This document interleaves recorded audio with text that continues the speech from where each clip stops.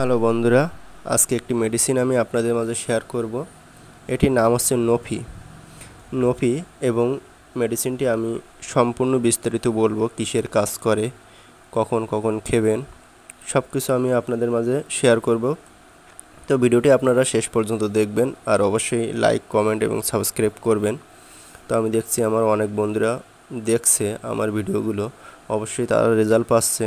তো আমি তাদেরকে উদ্দেশ্যে বলছি, আপনারা একটু সাবস্ক্রাইব করবেন আমার চ্যানেলটি, অবশ্যই সাবস্ক্রাইব করবেন।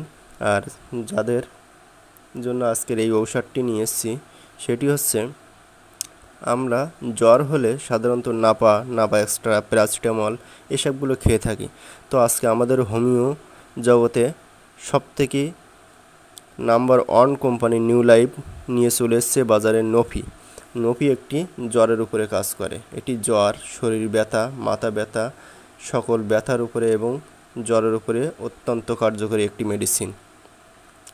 এই নফিটি আপনারা হোমিও চেম্বার এবং হোমিও ডাক্তারদের কাছে গেলে আপনারা পেয়ে যাবেন। নফি ট্যাবলেট, এটি একটি নিউ লাইফ ব্র্যান্ড কোম্পানি, বাংলাদেশের নাম্বার 1। তো এই ওষুধটি আপনারা কিনে খাবেন। জ্বর আপনাদের খুব সুন্দরভাবে সেরে যাবে। আর নাপা খেলে মনে হয় অধিকাংশ মানুষের শরীর দুর্বল হয়ে যায়, গা মাথা ঘোরে এবং অত্যন্ত প্যারাসিটামল, তার মানে অ্যান্টিবায়োটিক খেলে আমাদের জ্বর সেরে যাওয়ার পরে কাশি হয়, শুকনো কাশি। তো এসব ক্ষেত্রে আপনারা মুক্ত থাকবেন এই নফিটা খেলে। নফি যাদের পূর্ণবয়স্ক এবং যাদের